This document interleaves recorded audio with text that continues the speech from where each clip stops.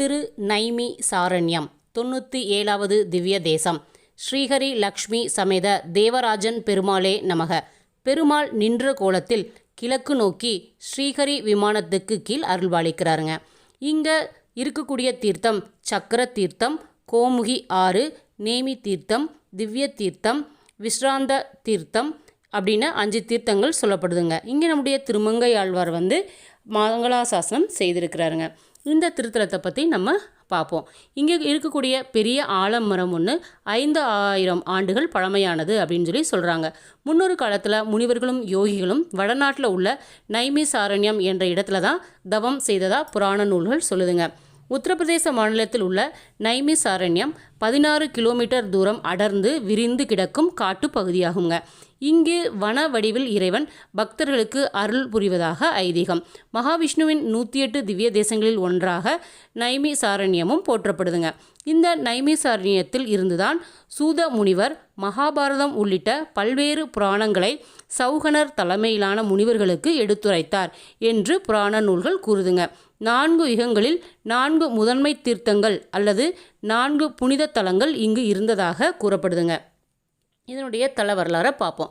ஒரு காலத்தில் தவ வலிமை மிக்க முனிவர்கள் சௌகனர் தலைமையில் ஒன்று கூடி 12 ஆண்டுகளில் செய்யக்கூடிய சத்திர வேள்வியை நடத்த விரும்பினாங்க.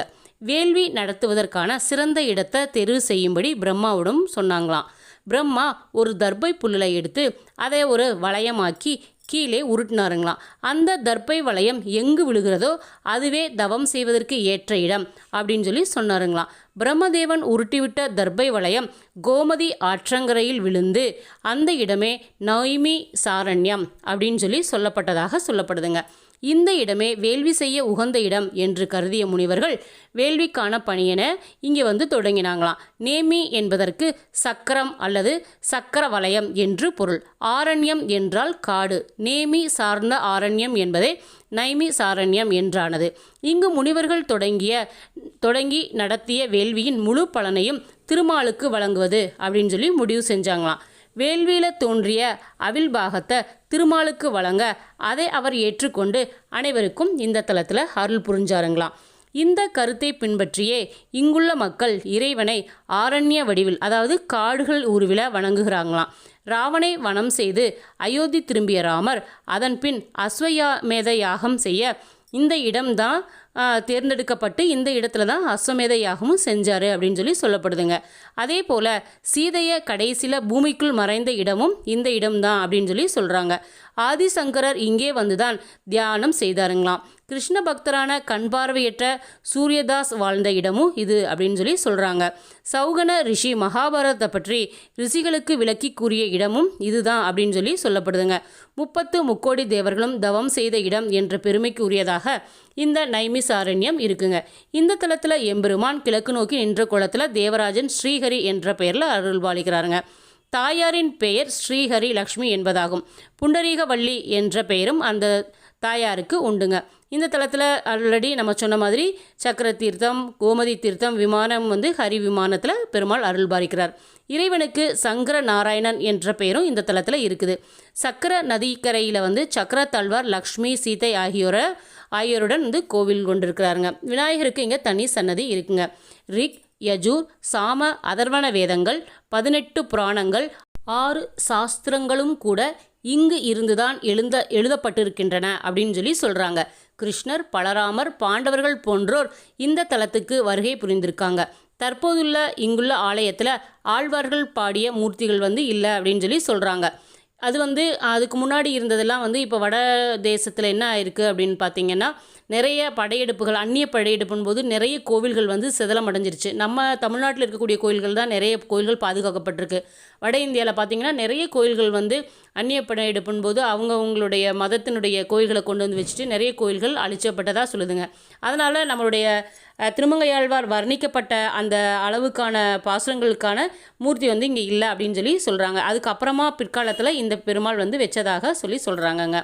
சக்கர தீர்த்தம் மற்றும் கோமதி நதி ஆகிய 2 புண்ணிய தீர்த்தங்கள் இங்கே இருக்குங்க. கோமதி நதிக்கு ஆகாச கங்கை அப்படிங்கிற பெயரும் உண்டு. இந்த நதி தான் பிரம்மதேவனால் பூமிக்கு முதலில் படைக்கப்பட்ட நதி அப்படின்னு சொல்லி புராணங்கள் சொல்லுதுங்க. இந்த தீர்த்தத்தில் நீராடினால் இந்த ஜென்மத்தில் செய்த பாவங்கள் அனைத்தும் நீங்கும் என்பது ஐதீகம். 14 உலகில் உள்ள அனைத்து தீர்த்தங்களையும் உள்ளடக்கியதாக இந்த கோமதி தீர்த்தம் இருக்குதுங்க. நைமிசாரண்யத்தில் உள்ள பிரதான தீர்த்தமாக இந்த சக்கர தீர்த்தம் திகழ்கிறது. இந்த தீர்த்தத்தை மகாவிஷ்ணு தன்னுடைய சுதர்சன சக்கரத்தால் உருவாக்கியதாக கூறப்படுதுங்க. வட்ட வடிவில் உள்ள தீர்த்த குளத்தில் தண்ணீர் நிரம்பி வழிகிறது. அதை பக்தர்கள் புனித நீராக கருதி கையில் எடுத்து தலையில் தெளித்து கொள்கிறார்கள்.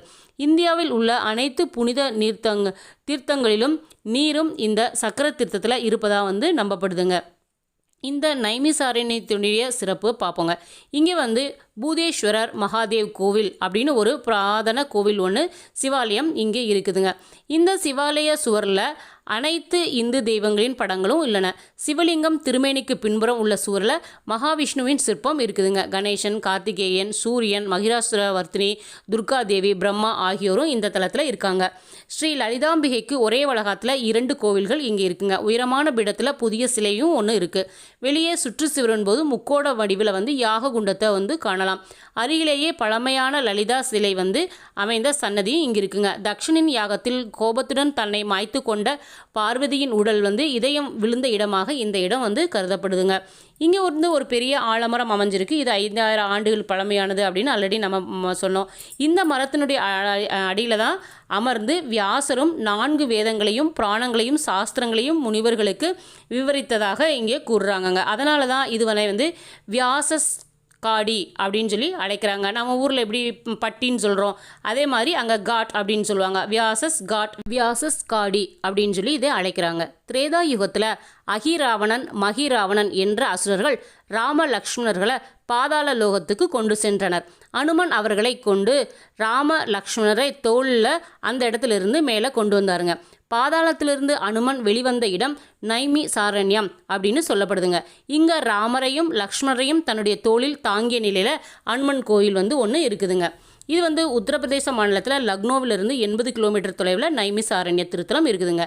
இந்த கோமதி நதிக்கு போகும் வழியில் தான் வேத வியாசருக்கு ஒரு கோயில் இருக்குதுங்க. அதைய வியாச கட்டி அப்படின்னு சொல்லி அந்த கோயிலை சொல்கிறாங்க.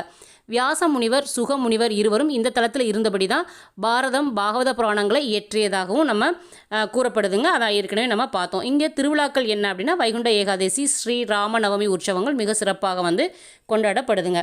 இந்த திருத்தலத்தினுடைய பாசுரத்தை பார்ப்போம். திருமங்கையாழ்வார் அருளிய பெரிய திருமொழி முதல் 10 திருமொழி 6 பாசுரம் 1006.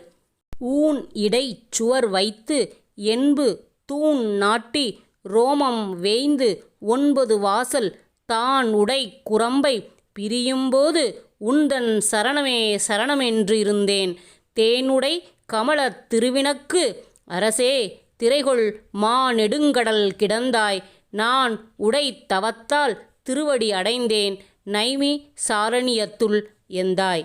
பாசுரத்தின் பொருள்: நைமி சாரண்யத்து எந்தாய், தேன் தாமரையில் பிறந்த பெரிய பிராட்டியின் தலைவனே, பார்க்கடலில் அறுதியில் கொள்பவனே, தசையினை சுவராக வைத்து எலும்புகளை கம்பங்களாக நட்டு மயிர்களை ஓலைகளாக மூடி 9 வாயில்களை கொண்ட குடிசையான இவ்வுடலை விட்டு பிரியும் காலத்தில் உன் திருவடிகளே காப்பாக வேண்டும் என்று நினைத்திருந்தேன்.